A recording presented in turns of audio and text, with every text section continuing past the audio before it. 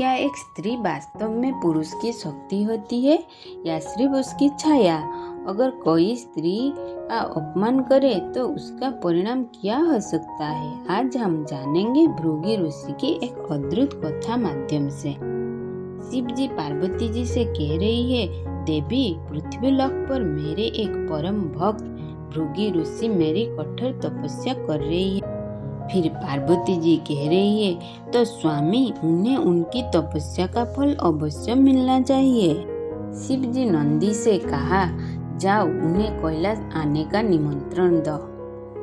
पृथ्वी लोक पर जाकर नंदी ने भृगु ऋषि से कहा, ऋषिवर महादेव ने आपको कैलाश आने का निमंत्रण दिया है। फिर भृगु ऋषि खुश होकर कहे, ये मेरा सौभाग्य है।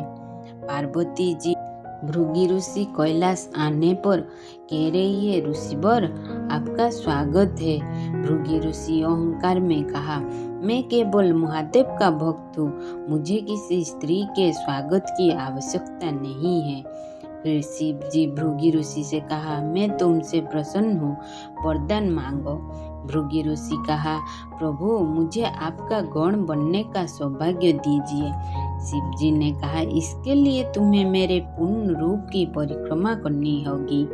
शिव जी कहा, मैं तो देवी के बिना अधूरा हूँ, देवी के बिना मेरा पूर्ण रूप समाप्त है, यही मेरा पूर्ण रूप है। भृगु ऋषि कहा, मैं केवल शिव की ही परिक्रमा करूंगी। भृगु ऋषि ने मधुमक्खी बनकर केवल शिव जी की परिक्रमा करने का प्रयास किया, लेकिन वह सफल नहीं हो पाया। फिर क्रोध में वशीभूत होकर भृगु ऋषि शिव जी के मस्तक पर वार किया, जिससे शिव जी मस्तक से खून बहने लगी। पार्वती जी ने कहा, तुमने स्त्री का अपमान किया है, मैं तुम्हारा शरीर से वह सब छीन लेती हूँ जो तुम्हें एक स्त्री से मिला है।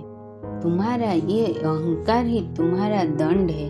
लेकिन माता को कुछ समय के पश्चात दया आ गया।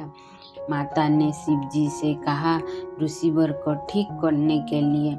फिर शिव जी कहा, ऋषिवर मैं तुम्हें तीसरा पैर देता हूँ, जिससे तुम चल सको।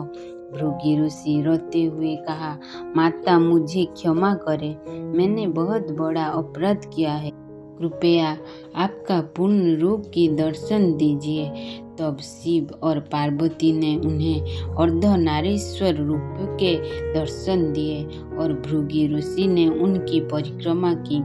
इस संसार में नारी का स्थान सर्वोपरि है। नारी ही सृष्टि की जननी, शक्ति और सहारा है। जो नारी का सम्मान करता है वही सच्चा भक्त होता है। अगर आपको ये कहानी पसंद आई है तो वीडियो को लाइक और चैनल को सब्सक्राइब जरूर कीजिए। हर हर महादेव।